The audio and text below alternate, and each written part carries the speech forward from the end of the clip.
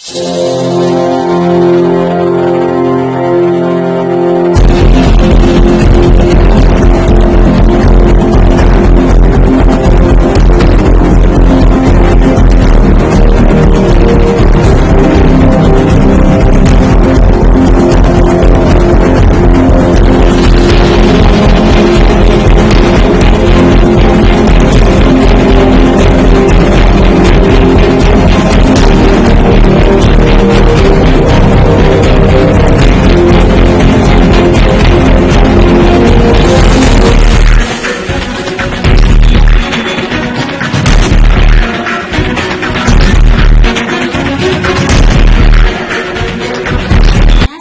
warahmatullahi wabarakatuh. Waalaikumsalam warahmatullahi wabarakatuh.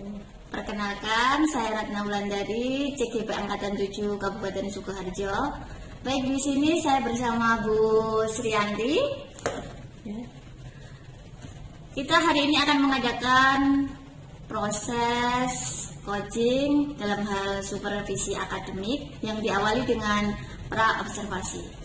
Baik Bu Sriyanti, hari ini kita akan melakukan percakapan pra-observasi yang mana di situ adalah salah satu kegiatan supervisi akademik. Nah, perlu diketahui ya Bu Sriyanti bahwasanya supervisi akademik ini tujuannya untuk mengembangkan diri Bu Sriyanti itu sendiri. Nah, kira-kira nanti pada saat supervisi Ibu akan merencanakan di kelas berapa dan hari apa? Saya seperti di jadwal kegiatan pembelajaran mungkin hari Rabu Bu Ratna, yaitu tanggalnya 12 April 2023. Saya mengambil yang jam 1-2. Itu jam pertama dan kedua itu ada di kelas 11 IPS 3. Itu 11 IPS 3 ya. Okay. Nah, itu mengenai materi apa? Ya, kebetulan di jadwal kegiatan pembelajaran saya tepat sekali kita mengawali dari kompetensi dasar baru Ibu, yaitu tentang mitigasi bencana. Nah, di awal materi mitigasi bencana ini saya akan mengambil subbagian dari materi itu yang berupa jenis dan karakteristik bencana. Wah, jadi tentang jenis-jenis bencana dan karakteristiknya bencana itu sendiri. Karakteristik sebenarnya sangat menarik ya Bu untuk materi hari ini. Nah, untuk tujuan pembelajaran pada proses pembelajaran saat itu apa? Sesuai dengan yang sudah saya rencanakan di rencana pembelajaran, yaitu yang pertama ada siswa dapat mengidentifikasi tentang jenis bencana alam yang ada terutama di Indonesia. Yang kedua, nanti siswa juga mengidentifikasi karakteristik dari jenis bencana itu sendiri. Kemudian yang ketiga, siswa dapat memahami berbagai potensi bencana alam yang ada di Indonesia. Kemudian yang terakhir, dengan memahami ketiga tadi yang saya sebutkan di atas, maka siswa diharapkan dapat mengantisipasi dan istilahnya mengimplementasikan dalam rangka untuk menghindari bahaya bencana yang ada di Indonesia, seperti itu. Wah, jadi ada 4 tujuan pembelajaran ya Bu, ada mitigasi bencana ini. Nah, untuk area pengembangan yang hendak dicapai itu apa saja? Iya, saya akan mengembangkan yang pertama anak bisa memiliki budaya positif, ya, mengembangkan budaya positif anak-anak. Jadi biar setiap pembelajaran itu tetap kita kembangkan budaya yang baik ini. Kemudian area yang kedua yang saya kembangkan yaitu tentang pembelajaran yang berdiferensiasi. Yang mana pembelajaran berdiferensiasi itu yang meliputi ada diferensiasi konten, kemudian diferensiasi proses, dan diferensiasi hasil. Kemudian area pengembangan yang ketiga yaitu kompetensi sosial emosional anak, yang mana akan kita gali kompetensi sosial emosional anak dengan harapan nanti bisa mengelola kondisi emosi anak masing-masing. Seperti itu. Nah, kompetensi sosial emosional yang saya kembangkan di sini ada kompetensi berelasi, kemudian kesadaran diri, kemudian bertanggung jawab. Seperti itu. Baik, jadi nanti untuk area pengembangan ada 3 poin gitu ya Bu. Nah, tadi ada budaya positif, terus pembelajaran berdiferensiasi, serta KSE atau kompetensi sosial emosional. Iya. Nah, dari area pengembangan tersebut, kira-kira strategi yang Ibu gunakan akan seperti apa? Ya, saya membuat strateginya dalam pengajaran melalui penggunaan kelompok kecil. Peserta didik untuk bekerja sama dalam memaksimalkan kondisi belajar. Maka dalam pencapaian tujuan nanti ada interaksi yang silih asih. Jadi nanti ada saling mencerdaskan, kemudian ada silih asuh, saling mencerdaskan, silih asih yang saling menyayangi atau mencintai, dan silih asuh yang saling bertingkah rasa. Juga menggunakan pendekatan saintifik dengan memadukan berbagai metode pembelajaran seperti tanya jawab, diskusi, kemudian ceramah, ada juga presentasi. Seperti itu Bu Ratna. Nah, jadi menggunakan strategi pembelajaran yang baik gitu ya Bu. Dan di situ berpihak pada murid. Coba Ibu integrasikan antara strategi atau metode pembelajaran yang digunakan dengan area pengembangan yang hendak dicapai saat pembelajaran berlangsung. Iya. Jadi diawali ketika saya masuk ke kelas itu di pendahuluan sudah saya mulai dari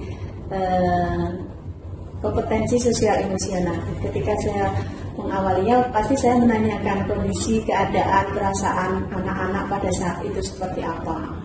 Ada yang bahagia, ada yang mungkin merasa tidak nyaman atau bagaimana. Itu sudah muncul di saat pendahuluan. Kemudian masih di pendahuluan juga saya sudah mengawali sebelum di situ mengingatkan kembali kepada anak-anak tentang kesepakatan kelas yang sudah ada. Mungkin ketika saya menyampaikan materi ini ada yang perlu ditambahkan di kesepakatan kelas ataupun perlu dikurangi dalam kesepakatan kelas. Kemudian ada juga nanti akan saya tampakkan beberapa gambar bencana, maka di situ anak-anak sudah mulai muncul perasaannya. Ketika terjadi gambar, misalnya suatu gambar itu banjir, maka anak-anak sudah membayangkan ketika banjir, maka di situ saya akan mengeksplor perasaan anak. Seandainya banjir itu terjadi pada diri kita, apa yang anak-anak rasakan, gitu. Maka anak-anak di situ ada muncul rasa empati dan gotong royong, saling tolong-menolong dan sebagainya. Ini ada di pendahuluan. Kemudian untuk di pembelajaran inti di situ mulai diferensiasi Bu, pembelajaran diferensiasi ketika anak-anak diawali dengan literasi. Maka dalam literasi ini saya sudah mempersiapkan beberapa macam konten. Anak-anak nanti tinggal memilih seleranya masing-masing. Ada yang suka membaca, nanti bisa dari buku paket ada, dari artikel ada, dari PPT juga ada. Kemudian kalau yang suka dengan video itu bisa dari YouTube. Di situ sudah saya munculkan beberapa link YouTube tentang mitigasi bencana atau bencana alam. Kemudian ada juga yang dengan kinestetik atau dengan menggunakan gerakan-gerakan seperti itu. Maka anak-anak nanti diminta untuk apa istilahnya memilih untuk sebenarnya ini harus dilakukan dengan simulasi ya Ibu ya, karena terbatas waktunya. Nanti untuk simulasi mungkin di dalam kegiatan di luar kelas atau outdoor seperti itu, simulasi tentang mitigasi bencana. Mereka akan melakukan langsung. Jadi dengan melakukan langsung bagaimana mereka melakukan mitigasi bencana. Kemudian ini yang diferensiasi konten. Kemudian ada diferensiasi proses juga. Maka ketika pembelajaran berlangsung berproses, maka Di situ nanti ada tanya jawab, kemudian ada sedikit saya sampaikan informasi setelah mereka mengungkapkan ide pendapatnya, maka di situ akan kita istilahnya simpulkan bersama-sama seperti itu. Kemudian dalam proses itu ada juga mereka harus berdiskusi, kemudian harus presentasi, jadi prosesnya banyak gitu ya. Kemudian ketika diferensiasi hasil, setelah melakukan diskusi, nanti anak-anak akan menghasilkan produk. Dari hasil diskusi itu nanti anak-anak bisa memilih apakah nanti bentuknya dalam bentuk video, kemudian apakah dalam bentuk vlog, kemudian apakah dalam bentuk infografis, PPT atau yang lain, kesepakatan kelompok masing-masing yang mau dipilih yang mana. Seperti itu. Kemudian di akhir pembelajaran juga atau di akhir dari hasil diskusi itu anak-anak juga harus melakukan presentasi. Nah, ketika presentasi mereka kan mengungkapkan ide, pendapat, kemudian bertanya juga. Nah, disinilah ada juga kompetensi sosial ekonomi yang dikembangkan. Ya, ketika diskusi maka anak-anak harus menghargai pendapat teman, mengakui idenya teman. Di situ berarti kompetensi berelasi. Kemudian kesadaran diri juga berkembang di situ. Kemudian mengungkapkan ide, pendapat, kemudian diskusi dengan hasil yang sudah disepakati dalam bentuk produk apa, itu merupakan tanggung jawab. Seperti itu. Kemudian di akhir penutup pembelajaran maka kita akan melakukan refleksi. Jadi saya menanyakan pembelajaran ini menyenangkan atau tidak, kenapa kita perlu belajar materi ini, penting atau tidak, seperti itu. Dan untuk mengetahui kemampuan anak ketika saya menyampaikan materi ini, maka di situ juga ada yang namanya sedikit pertanyaan pemantik.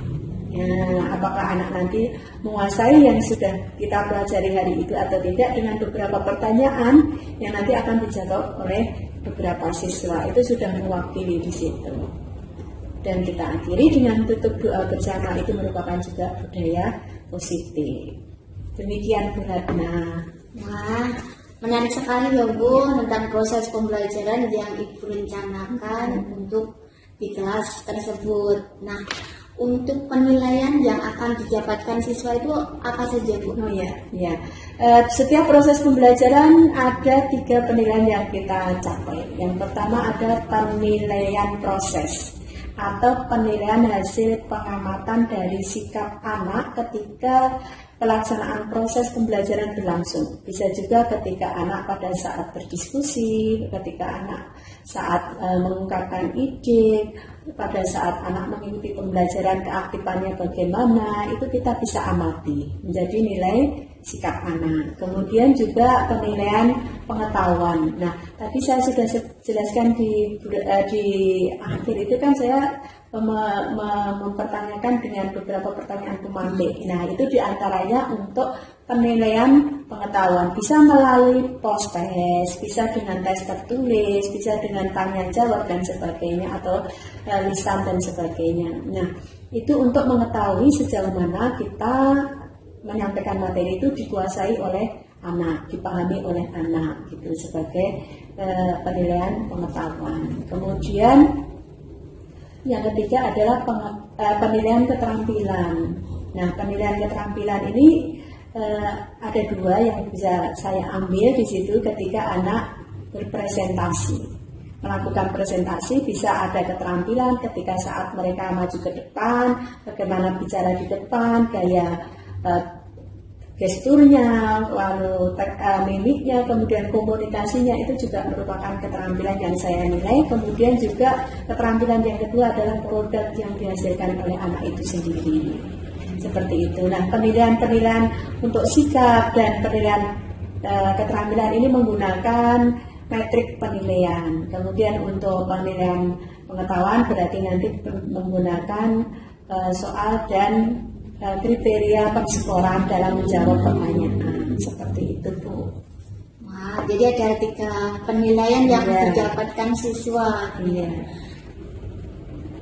Lalu Untuk harapan dari pembicaraan kita hari ini apa Bu yang dapat Ibu tangkap dari pembicaraan kita hari ini? Ya, dengan kita berbicara atau berkomunikasi melalui pra-observasi ini, saya berharap nanti ketika saya pelaksanaan di kelas dapat melaksanakan sesuai rencana pembelajaran yang saya susun, yang ada budaya positifnya, ada kemudian diferensiasi sosial, diferensiasi pembelajaran, kemudian ada juga kompetensi sosial. Baik, terima kasih atas percakapan kita hari ini, Bu Yakin. Semoga besok pada saat proses pembelajaran rencana yang Ibu rencanakan ini dapat berjalan secara lancar dan bisa membuat anak-anak lebih senang dalam belajar geografi. Begitu ya Bu. Harapan saya seperti itu, Bu Ratna.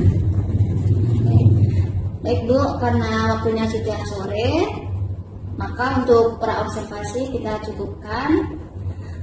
Kita nanti lanjutkan pada saat supervisi pembelajaran di kelas ya Bu. Terima kasih atas waktunya yang sudah diluangkan pada percakapan pra-observasi ini. Sekian dari saya. Wassalamualaikum warahmatullahi wabarakatuh. Waalaikumsalam warahmatullahi wabarakatuh.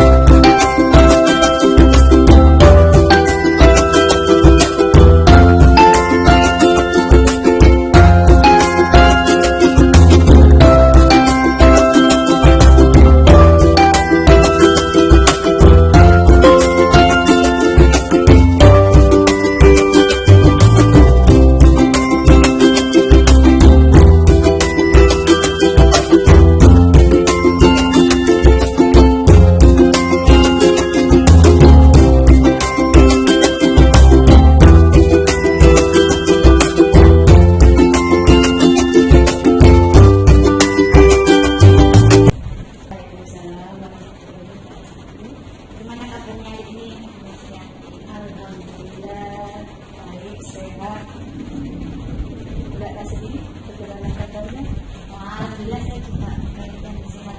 Tetap semangat ya Bu. Saya Bu Suyanti, di sini saya akan melaksanakan pasca observasi yang mana 2 kali pertemuan kita.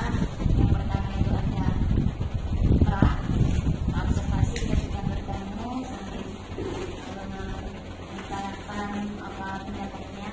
Terus yang kedua yaitu pada saat observasi dan observasi pembelajaran Bu Yanti di kelas. Dengan area pengembangan di situ ada 3 ya Bu yang dikembangkan dari anak-anak. Baik Bu.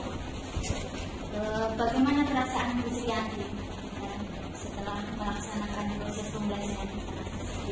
Alhamdulillah, dalam proses pembelajaran dengan dibersamai lagi dalam kelas, saya terima kasih sekali dengan begitu bisa dapat masukan, evaluasi dari tidaknya dari perbaikan saya nanti ya Bu. Dengan siswa, alhamdulillah siswa juga aktif dalam pembelajaran, kemudian mereka juga merasakan senang karena di dalamnya mereka juga bersemangat dengan bakat dan minatnya masing-masing, jadi diberikan peluang seperti itu mereka lebih lebih merasakan dalam pembelajaran itu seperti sudah sesuai gitu ya, sudah sesuai dengan keinginannya, sehingga mereka senang menjalani dalam pembelajaran. Di situ juga sesuai dengan minat bakatnya masing-masing. Sebelum kita melanjutkan, kira-kira apa tujuan yang ingin didapatkan dari pembicaraan kita? Ya, paling tidak seandainya saya nanti dalam pembelajaran setelah bersama Bu Ratna melihat saya, apakah dalam pembelajaran saya sesuai dengan yang sudah saya rencanakan di awal, yang sudah saya sampaikan kepada Bu Ratna, mungkin Bu Ratna bisa mengevaluasi saya, bisa memberikan saran atau pendapat yang mana nanti akan membuat saya lebih baik dalam pembelajaran saya di Pelajaran di kelas kemarin, apakah sudah sesuai dengan rencana pembelajaran? Sebenarnya saya merasa sudah sesuai dengan rencana, mulai pendahuluan disitu diawali dengan kebiasaan rutin seperti biasa, yaitu pertama kita berdoa, terus menanyakan absen siswa, kemudian menata duduk siswa, membuat nyaman dulu kepada siswa, kemudian menanyakan tentang perasaan saat itu biar nanti mereka bisa fokus untuk pembelajaran. Kita menyamakan dulu di situ. Kemudian pada saat pembelajaran itu sudah sesuai karena itu diawali dari pembelajaran literasi yang mana siswa ini akan memilih sesuai dengan minatnya ketika melakukan literasi seperti itu. Di situ sudah saya sediakan yang namanya materi yang berupa PPT, yang berupa rincian materi, yang berupa kemudian link untuk YouTube-nya, yang berupa link untuk materi yang lainnya. Di situ kemudian mereka juga sudah menyiapkan berbagai macam paket yang mereka miliki, mungkin dengan pinjam perpus atau kakak tingkat dan sebagainya. Karena memang saya sarankan semakin banyak buku yang dibaca itu akan lebih lengkap seperti itu. Karena setiap edisi buku itu kan berbeda-beda. Itu yang pertama. Kemudian yang kedua, ketika siswa berdiskusi kelompok, mereka akan mengungkapkan ide-ide. Mereka akan saling menghargai, saling istilahnya berdiskusi untuk memecahkan materi yang menjadi permasalahan di masing-masing kelompok. Karena berbeda kelompok itu berbeda masalah yang dihadapi, yang nantinya akan mencari solusinya masing-masing. Kemudian di situ juga mereka akan mendiskusikan bagaimana solusi itu dituangkan dalam bentuk produk. Nah, jadi mereka mendiskusikan produk apa yang dipilih dari masing-masing kelompok nanti yang berbeda-beda. Ada yang memilih dalam bentuk PPT, mungkin ada yang berupa video atau yang berupa infografis, peta konsep dan sebagainya. Kemudian yang berikutnya saat presentasi mereka di situ dilatih bagaimana harus percaya diri, kemudian mengungkapkan apa yang menjadi materi yang harus dikuasai, cara berbicaranya, kemudian mereka membagi tugas harus seperti apa, sebagai moderator, mungkin sebagai notulen atau presentator dan sebagainya. Nah, kemudian di situ juga mereka akan menjawab dari berbagai pertanyaan rekan-rekan. Dari situ mereka saling bertukar pendapat. Nah, dalam menjawab itu pun mereka kan sebetulnya tidak tahu apa yang teman-teman tanyakan seperti itu. Akhirnya harus menemukan jawabannya harus bagaimana dan seterusnya. Kemudian infografis itu kemudian dilihatkan. Kemudian yang berikutnya di tahap untuk mengakhiri kegiatan pembelajaran, di situ saya akan melakukan refleksi kepada anak-anak tentang pembelajaran hari itu. Kemudian kenapa kita belajar materi itu? Nah, di situ ternyata di situ materi yang kita pelajari luar biasa, penerapannya untuk dalam kehidupan sehari-hari karena hubungannya dengan mitigasi bencana. Jadi bagaimana mensikapi sebelum, saat dan setelah terjadi bencana alam. Kemudian di situ juga saya ingin mengetahui apa yang dikuasai, apa yang dipahami selama pembelajaran 2 jam itu, maka untuk menggali di situ perlu adanya suatu penilaian. Nah, Nah, di situ saya melakukan 3 penilaian yang berat ya. Yang pertama ada penilaian sikap dengan istilah yang dulu kita kenal dengan penilaian proses. Nah, di situ saya menggunakan rubrik penilaian. Nah, penilaian ini selama berlangsung pembelajaran. Mungkin ketika saat berdiskusi, kemudian saat presentasi, kemudian saat menyimak pembelajaran dan sebagainya. Itu menggunakan penilaian proses. Kemudian untuk penilaian pengetahuan, jadi menggunakan post-test. Ataupun kalau kita istilahnya tidak cukup waktu yang ada 2 jam untuk post-test, kita cukup menggali siswa itu dengan cara mengajukan beberapa pertanyaan yang mungkin bisa dijawab oleh siswa. Itu sudah mewakili dari materi A sampai dengan materi Z. Kemudian yang ketiga untuk penilaian hasil itu bisa kita lihat ketika penilaian keterampilan ya. Penilaian keterampilan itu bisa kita lihat dua penilaian. Bisa saat presentasi itu juga termasuk penilaian keterampilan dengan rubrik yang berbeda mestinya dengan penilaian keterampilan yang kedua. Penilaian keterampilan itu menggunakan hasil atau produk dari masing-masing kelompok. Itu dengan kriteria yang berbeda dengan penilaian saat presentasi dengan penilaian hasil produknya. Ya, seperti itu. Nah, saya kira tuntutan yang sudah saya siapkan mungkin Bu Ratna melihat saya ada yang terlampaui atau tidak. Saya justru ingin masukannya dari Bu Ratna nanti. Baik Bu. Nah, jadi pas proses pembelajaran itu sudah dimulai dari pendahuluan, inti sampai penutup. Di situ penutupnya pun sudah dilaksanakan evaluasi sampai yang terakhir dengan doa ya Bu ya. Buat maupun refleksi ya Bu dari masing-masing peserta didik. Dari proses pembelajaran tadi, di situ sudah sesuai dengan area pengembangan yang Ibu sampaikan pada saat pra-observasi ya. Di pra-observasi saya menyampaikan 3 area pengembangan ya Bu ya. Di situ yang pertama adalah budaya positif. Nah, ketika area pengembangan budaya positif itu saya terapkan pada saat sebelum materi pembelajaran dimulai. Ini tapi saya kelewatan ya seperti yang menyampaikan. Budaya positif itu ketika berdoa. Itu sudah termasuk budaya positif. Mengajak anak untuk beriman dan bertakwa sesuai dengan agama dan kepercayaannya masing-masing. Kemudian budaya positif di pendahuluan itu ada. Di situ adalah kesepakatan kelas. Nah, saya mengungkap kembali kesepakatan kelas yang sudah disepakati bersama. Siapa tahu ada yang lupa, siapa tahu di materi itu perlu ditambahkan seperti itu. Karena materi yang berbeda mungkin ada tambahan materi atau kesepakatan baru seperti itu. Kemudian untuk yang kedua, untuk area pengembangan yang kedua yaitu diferensiasi ya, diferensiasi pembelajaran. Ada 3 diferensiasi. Yang pertama adalah apakah masih ada kendala? Ya, saya yang setiap saat ini pasti mengalami yang itu pasti.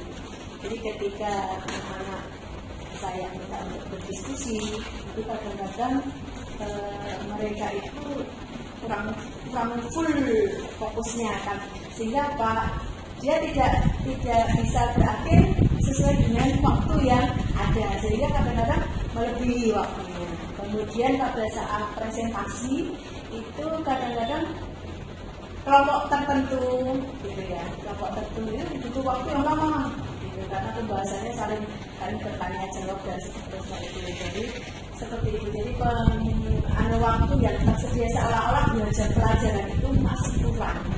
Ya, tidak cukup untuk kegiatan, apalagi di kegiatan inti anak-anak itu, diskusi, presentasi yang seperti itu. Ini tentang manajemen waktunya ya.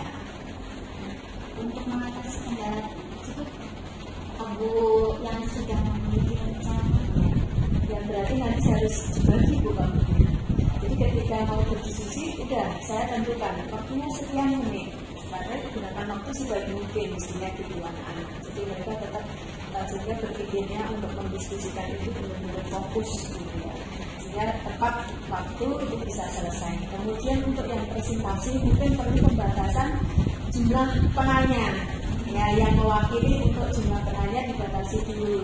satu sesi, mungkin 2 penanya saja atau 3 penanya saja, tergantung nanti sisa waktu yang ada itu kita bagi semua kelompok biar sama rata seperti itu ukurannya. Ini yang mungkin bisa apa istilahnya menjadi salah satu solusi. Berarti tetap pembagian waktu entah itu dari diskusi maupun presentasi. Iya, tetap dibagi rata semua kelompok. Jadi sisa waktu berapa nih? Oke, masing-masing harus sekian. Jadi begitu selesai diskusi, berarti kita presentasi. Waktunya tinggal berapa nih? Kita bagi lagi kayak gitu. Biar sampai semuanya. Habis itu solusinya tidak lanjuti kendala yang telah dihadapi nanti. Baik, Ibu, di sini saya akan menyampaikan hasil observasi kemarin pada saat Bu Yanti melaksanakan proses pembelajaran di kelas. Apakah berkenan, Bu? Sangat berkenan.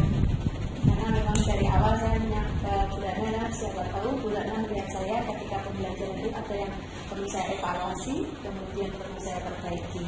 Saya berterima kasih sekali kalau bulannya bisa menyampaikan kepada saya. Baik, jadi menurut hasil pengamatan saya di kelas, untuk area pengembangan yang sudah disampaikan ketika praobservasi, yang ada 3 tersebut, ada 3 positif, pembelajaran berdiferensiasi maupun kompetensi sosial emosional itu sudah ada, sudah sesuai dengan rencana. Bahkan untuk strategi pembelajarannya menggunakan saintifik itu juga sudah dilaksanakan Bu Yanti. Akan tetapi di sini pada saat saya melihat di awal pembelajaran itu belum ada absensi secara personal gitu ya Bu. Makanya Ibu baru mengabsen secara parsial yang tidak bisa. Lalu untuk seperti yang sudah diutarakan Bu Yanti tadi di kendala, memang benar ya Bu, pada saat saya mengobservasi atau mengikuti pembelajaran Bu Yanti, bahwasanya manajemen waktunya itu sangat menjadi kendala. Keterbatasan waktu, mengambil mungkin beberapa menit dari jam selanjutnya setelah Bu Yanti. Tapi alhamdulillah Bu Yanti ternyata sudah mempunyai solusi atas kendala yang telah dihadapi. Itu Bu, mungkin dari hasil pengamatan saya. Lalu untuk pertanyaan selanjutnya, apakah ada yang ingin Ibu kembangkan lagi? Ya mungkin dari proses pembelajaran atau yang lain. Ada 3 hal yang mungkin nanti perlu saya kembangkan pada diri saya ya. Yang pertama hubungannya dengan proses pembelajaran saya, yang mana nanti yang perlu saya kembangkan biar kemampuan intelektual, kompetensi konvensional itu dengan cara mengikuti berbagai kegiatan pelatihan ataupun tidak seperti itu. Kemudian yang kedua itu yang saya kembangkan nanti adalah kompetensi dalam kegiatan kelompok atau di komunitas praktisi seperti MPMP sekolah, kemudian MPMP kabupaten, kemudian organisasi yang lain seperti DGRI, kemudian Korpri dan sebagainya. Kemudian yang ketiga yang perlu saya kembangkan ini apa istilahnya hubungannya dengan kompetensi profesional juga Bu, yang berkaitan dengan IT. IT yang mana saya nanti akan mengembangkan di media pembelajarannya. Selama ini saya dalam menyediakan media pembelajaran kepada anak-anak itu biasanya kan asal comot ya, bisa comot di YouTube, bisa comot di Google ataupun yang mana yang mungkin tidak sesuai apa yang ada di dalam pikiran saya ketika waktu pembelajaran di kelas. Jadi harus disesuaikan dengan kondisi ya masing-masing. Maka dari itu bagaimana saya bisa menyiapkan media pembelajaran ini yang sesuai dengan saya dan murid-murid, sehingga perlu saya siapkan sendiri seperti itu. Jadi saya berpikiran bisa menyiapkan media pembelajaran sendiri. Di situ Bu Ratna pengembangannya. Jadi ada 3 ya Bu, Iya. aktivitas yang ingin dikembangkan. Dari 3 itu tingkat ukuran keberhasilannya itu untuk yang pengembangan kemampuan profesional ya Bu ya. Ini kan melalui pelaksanaan pembelajaran yang mungkin saya harus meningkatkan kreativitas dalam pembelajaran, berinovasi di dalam pembelajaran, mendesain rencana pembelajaran yang mungkin mudah untuk kita laksanakan, dan itu keberhasilannya hampir 100% kalau seperti kita yang merencanakan sendiri. Kemudian untuk yang mengikuti kegiatan kelompok lewat aktivisi itu ya dan sebagainya itu ya 80% lah. Karena saya juga di sekolah ini kan cuma bertiga, jadi kita yang paling sama-sama harus bergerak ya dia. Kemudian di NPL juga kebetulan pengurus, sehingga juga itu berarti saya harus 100% atau mendekati 100 juga gitu ya. Nah, di PGRI juga pengurus sekolah PGRI ya. Kemudian yang untuk IT, nah ini IT saya sudah harus belajar banyak ini untuk IT-nya, apalagi media interaktif yang sekarang lagi diseminarkan ya melalui diklat-diklat dan sebagainya. Itu bagaimana membuat media yang interaktif. Itu baru sekarang itu berapa persen? 50 lebih lah Bu, baru 50% saja ya. Belum mencapai mendekati 90 belum. Kita anggap modal saya ini baru 50% yang saya miliki. IT-nya ya Bu, Mas? Iya, IT-nya kan harus belajar ini Bu. Nah, agar tadi kan yang proses pembelajaran dibahas itu sudah 100%, praktisi komunitas praktisi juga hampir 100% ya Bu. Nah, di sini ada di bidang IT-nya dia pembelajaran itu akan bisa sama-sama 100%. Iya. Pendukungnya satu, saya punya ternyata di sekolah ini dengan adanya P3K kita dapat guru TIK. Nah, sehingga jumlahnya lumayan, ada 5. Dan kebetulan mereka bisa diajak untuk belajar, ya kolaborasi sih. Dan selama ini sudah sering saya lakukan dengan kolaborasi sama teman-teman yang bisa di IT. Kemudian teman-teman yang bukan di IT pun yang sekiranya bisa ya saya bisa merapat kepada beliau-beliau sehingga saya bisa belajar dari mereka yang punya pengetahuan, wawasan dan sebagainya seperti itu. Kemudian juga bisa dari itu karena itu, kemudian bisa dari diklat seminar bersama gitu juga pendukungnya di situ. Kemudian sekolah juga bisa memfasilitasi, mungkin siapa tahu karena ini belajarnya juga sudah merdeka seperti ini bisa difasilitasi bersama sekolah. Ya syukur alhamdulillah nanti yang bisa mendukung seperti itu. Oh, jadi ada faktor lainnya ya perjalanan di sekolah itu faktor ekstern ya, itu faktor intern untuk kompetensi yang saya kembangkan semuanya dari kita itu ya saya harus ada niat dulu ya, harus punya niat yang apa itu istilahnya kuat, kemudian bisa percaya diri juga gitu ya, harus kemudian menggunakan waktu sebaik-baiknya, kemudian kerja keras pantangnya seperti itu intern. Tetap ya niat dalam diri Ini itu harus kuat dulu ya. Semuanya tergantung pada niatnya ya. Oh, untuk waktunya berapa lama? Untuk hasilnya pembangunan profesional itu kan tergantung nanti di penawaran yang seminar yang itu kan yang harus saya ikuti ya, yang dicetak mestinya. Selain yang ada itu bisa saya ikuti. Kemudian yang EGMP kan sudah terjadwal rutin ya sudah. Itu dalam mungkin 1 semester kan itu bisa 2 kali. Mungkin kalau ada kendala ya 1 semester paling tidak sekali seperti itu. Kemudian untuk yang IT itu sewaktu-waktu ketika saya menghadapi kendala ya udah langsung kepada teman sejawat atau kepada teman-teman yang lebih bisa ditanyai tentang hal itu. Jadi sewaktu-waktu bisa selama kita mau belajar. Ada niat dan ada yang mau bekerja sama, berkolaborasi. gitu. Ibu Srianti sudah sampai akhir. Yang dari pembicaraan bersama hari ini, apa yang dapat Ibu simpulkan? Keberhasilan dalam kita melaksanakan proses pembelajaran tidak lepas dari perencanaan. Dan setelah itu kita melaksanakannya dan jangan lupa melakukan evaluasi atau refleksi. Disinilah kita akan bisa mengambil apa itu hikmah dari pembelajaran, apa yang perlu kita perbaiki dan apa yang perlu kita tingkatkan. Semoga nanti untuk kendala nanti sudah menemukan solusinya, terus untuk perkembangan kedepannya dari ketiga semoga itu dapat berjalan dengan lancar Ibu, dan semoga Ibu selalu diberikan kesehatan dan dikelilingi oleh orang-orang yang baik dan mau mendukung dari pengembangan di usia baik.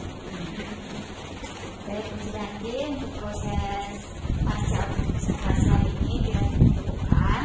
Terima kasih atas waktunya yang sudah diluangkan. Selamat menjalankan aktivitas selanjutnya. Sekian dari saya. Wassalamualaikum warahmatullahi wabarakatuh. Waalaikumsalam warahmatullahi wabarakatuh.